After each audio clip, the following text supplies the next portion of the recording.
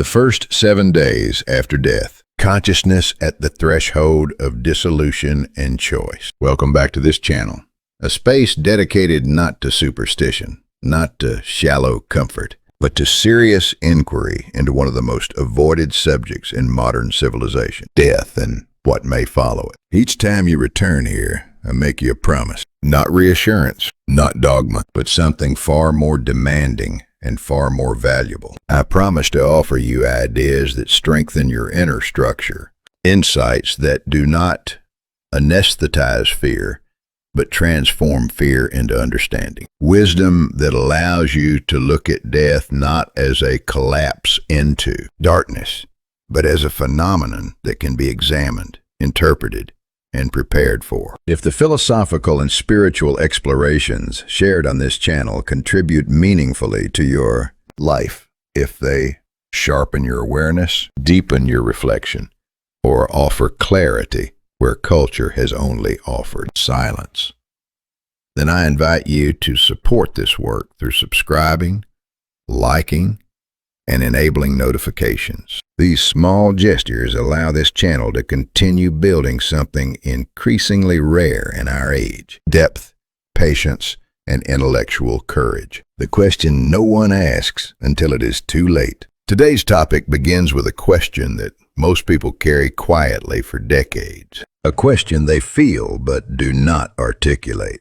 A question they sense but never ask aloud. What actually happens in the first 7 days after death? What does consciousness encounter when the body is gone but identity has not yet dissolved? Why have so many traditions across cultures and centuries insisted that the 7th day is not merely symbolic but decisive? In East Asian Buddhism, this moment is marked by a ritual known as choje, the first 7-day rite. To modernize, this may appear as a cultural custom, something ceremonial, even sentimental, but that interpretation misses the point entirely. Choje is not about the living honoring the dead. It is about assisting consciousness at its first moment of existential choice. It is the earliest and perhaps most critical opportunity for intervention. Not fantasy, not myth, a converging structure of experience. Before proceeding further, one clarification is essential. The 7-day world described in Buddhist traditions is not presented as blind belief, nor is it reducible to metaphor alone. What is remarkable, perhaps unsettling, is that Tibetan Buddhism, Indian Buddhism, East Asian funerary philosophy, and modern near-death experience research describes strikingly similar structural patterns, despite arising from entirely different epistemological frameworks, different languages, different metaphysics, yet an almost identical sequence of experiential stages. This convergence demands attention, not faith, but serious consideration. And today we will focus on one moment within that structure. The 7th day after death, the first great branching point of consciousness. The first 7 days after death, the layered collapse and reassembly of consciousness. Death, according to these traditions, is not like falling asleep. It is more like falling through layers of one's own mind. Consciousness does not vanish. It reconfigures gradually, unevenly, and often without understanding what is happening. In Tibetan Buddhism, this intermediate state is called Bardo, a term best translated not as afterlife, but as the in-between, a transitional phase where identity is unstable, perception is intensified, and habitual patterns dominate. From the moment biological functions cease, consciousness begins changing day by day. Each day presents a new configuration of awareness, and by the 7th day, that transformation reaches its first climax. To understand why this moment matters, we must briefly examine what unfolds before it. Day 1 after death. The encounter with the original clear light. At the moment the breath stops, consciousness does not immediately depart. For several hours, and sometimes longer, the mind does not yet recognize that death has occurred. During this brief window, something extraordinary appears. A light not external, but intrinsic. Not threatening, but utterly natural. In Tibetan philosophy, this is called the original clear light. It is described as boundless, warm, completely non-threatening, so natural that it feels almost unremarkable. Paradoxically, this is why most people fail to recognize it, because it demands no effort, no striving, no belief. Those without deep contemplative training tend to pass over it unconsciously, mistaking its simplicity for emptiness. This is the first doorway to liberation, and for most, it closes without being noticed. Yet it does not disappear entirely. It waits. Days 2 through 6. The world of differentiated lights. From the second day onward, consciousness enters a far more dynamic phase. Light no longer appears as a single presence, but as multiple distinct expressions of wisdom, traditionally described as 5 luminous qualities. Blue light, mirror-like awareness. White light, equality and non-duality. Yellow light, grounded, practical wisdom. Red light, discriminating insight. Green light, active, transformative intelligence. Here, perception becomes vivid. Forms arise. Meaning intensifies. But something crucial happens. Each of these luminous expressions appears alongside a softer, more comforting alternative. The mind, driven by habit, gravitates toward what feels familiar, safe, and emotionally soothing. The stronger, clearer lights those associated with liberation often feel too intense, too exposing, and so unconsciously, most retreat. This pattern sets the psychological groundwork for the 7th day. Day 7, when all light converges. On the 7th day, the structure changes entirely. The lights no longer appear one by one. They merge. What arises is not a gentle illumination, but a vast, overwhelming radiance, a great light that engulfs the entirety of awareness.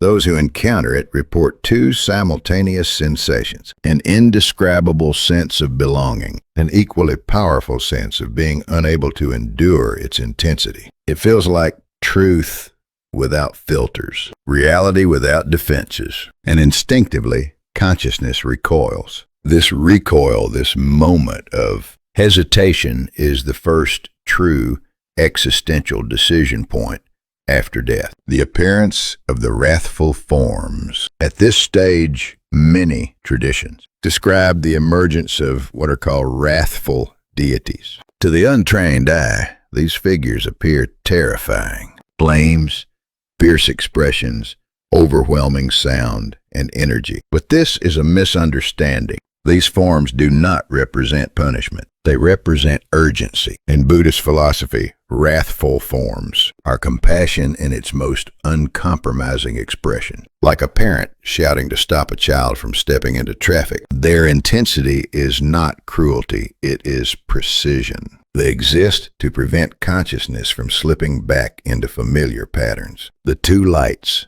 of the 7th day. At this moment, 2 lights appear simultaneously. One is piercing, unmistakable, impossible to ignore. This is the light of liberation. The other is gentle, warm, emotionally inviting. This is the light of return, the pathway back into conditioned existence. Tradition summarizes this dilemma with brutal clarity. The soft light feels safe. The strong light is true. Most choose safety. Why the first 7-day rite matters. Now we arrive at the essential question. Why precisely on the 7th day do the living perform rituals, prayers, and acts of merit? Because this is the moment when consciousness is most receptive. Not confused, not overwhelmed, but listening. For the first time, the deceased can perceive guidance without distortion. The prayers of family, the recitation of texts, the intentional generation of compassion,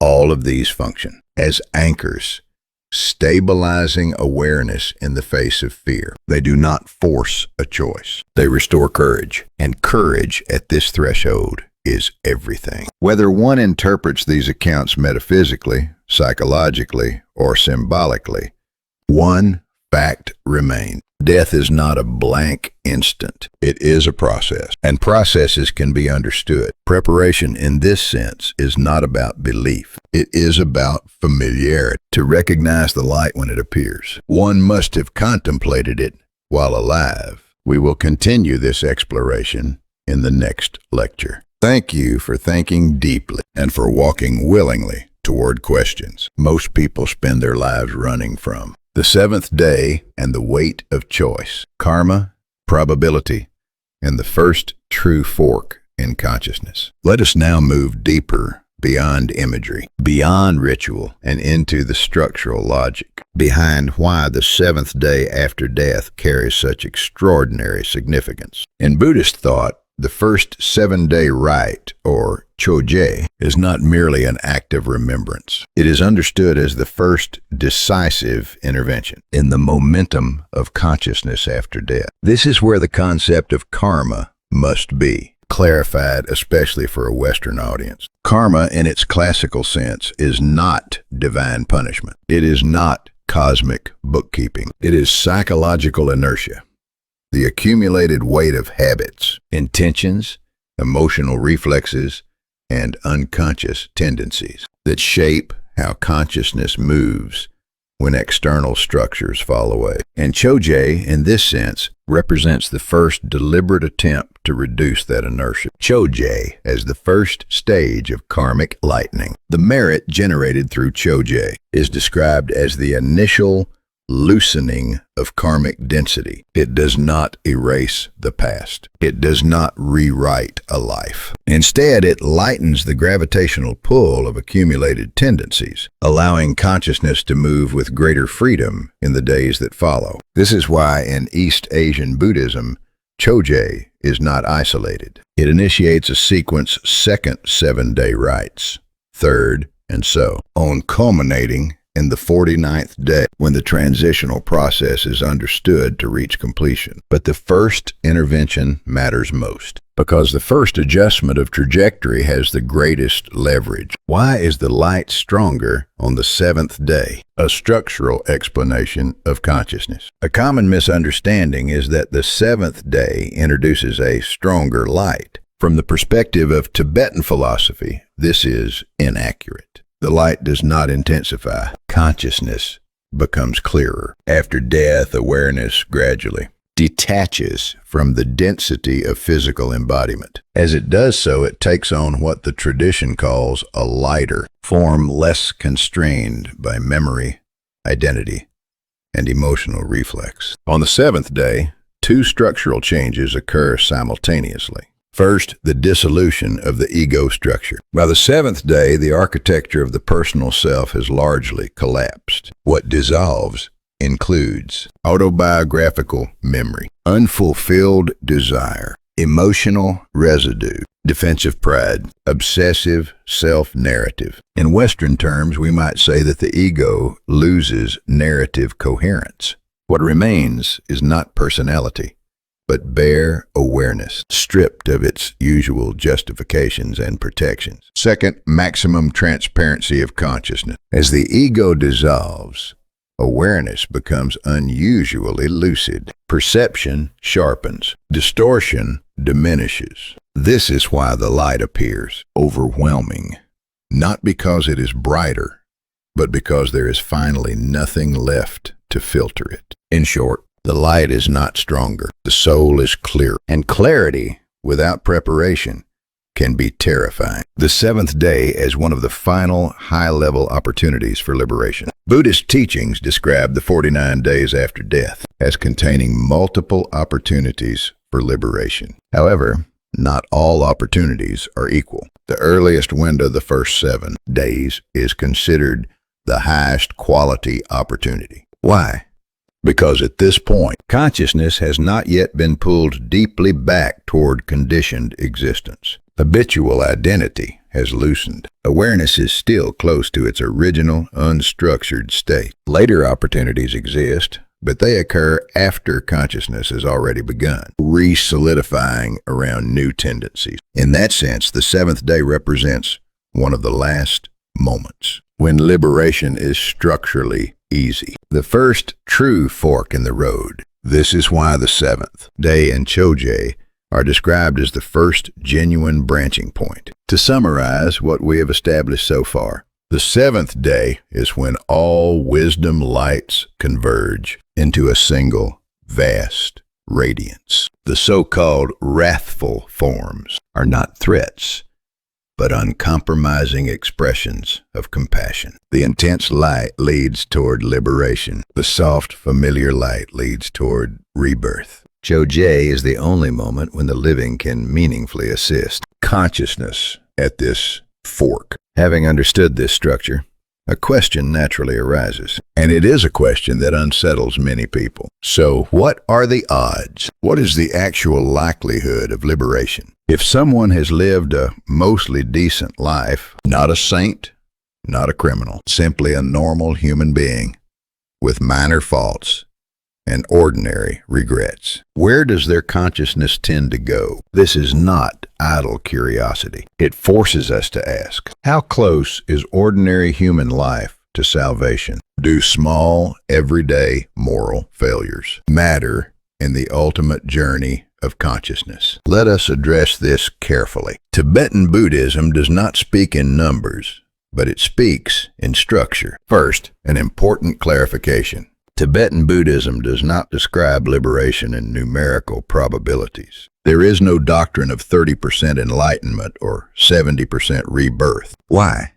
Because awakening is not quantitative. It is decisive and momentary. However, and this is critical, this does not mean the tradition lacks criteria. It simply means those criteria are structural, not statistical. The three directions consciousness can flow. According to Bardo teachings post-death, consciousness generally moves in one of three directions. 1. Toward liberation through recognition of truth. 2. Toward rebirth through attachment to familiarity. 3. Toward collapse into ignorance through heavy self-clinging. The third path, collapse into. Darkness is associated with repeated, severe acts of violence, cruelty, and hatred. For the average person, someone who has not committed grave evil, the third path is largely closed, which leads to liberation or rebirth. And here, Chojay becomes decisive again. The ordinary person liberation is open, but hesitation is heavy. Tibetan Buddhism does not condemn ordinary human error. Minor selfishness, irritation, regret. These are not treated as moral crimes. They are described as fine dust on the mirror of awareness. Yet dust still scatters light. The Bardo explains this with striking precision. Even small attachment clouds the light. Even small anger adds weight to the mind. But weight does not close the gate. It only slows the step through it. This means the door to liberation remains open, but hesitation increases, and hesitation tends to drift toward rebirth. This is where people instinctively ask for numbers, a symbolic way of speaking about probability. Although doctrine avoids statistics, teachers often use symbolic ratios for clarity. For an ordinary person without grave wrongdoing, liberation may be described as roughly 30% available, rebirth as 70% likely, not because of moral failure, but because familiarity exerts a stronger pull than truth. Rebirth is not punishment. It is comfort. And human consciousness, especially when untrained, prefers comfort to clarity. The critical exception, Chojay, changes the gradient. Here lies the most important insight of all. The first 7-day rite can radically alter this balance. Why? Because during this period, the deceased does not hear prayers as sound. They experience them as direct vibrations of consciousness. Intent, compassion, and guidance reach them without symbolic distortion. This is why Tibetan masters say, Chojay opens the gate of liberation and pauses the momentum of rebirth, symbolically speaking. Before Chojay, liberation may feel like 30%. After Chojay, it may rise toward 50% or more. Again, not as arithmetic, but as directional force. Chojay tilts the inner balance, not perfection, but turning toward light. The final teaching is this: liberation does not occur because one lived flawlessly. It occurs because at the decisive moment, the mind turns toward truth instead of familiarity. Small faults blur vision, but they do not seal the gate. And in the moment of choje, the voices of loved ones and teachers whisper not in words, but in presence. Do not be afraid. You are not lost. Look at the light. It belongs to you. When that message is received, hesitation loosens, and what once seemed improbable becomes possible. Death is not an ending. It is a continuation of awareness under different rules. And even after death, relationship remains. Through intention, prayer, and clarity, the living can still reach the departed. May this reflection offer you understanding rather than fear, and responsibility rather than anxiety. If this lecture deepened your thinking, please subscribe, like, and enable notifications. Your engagement allows this space for serious inquiry to continue. Thank you. I will see you in the next lecture.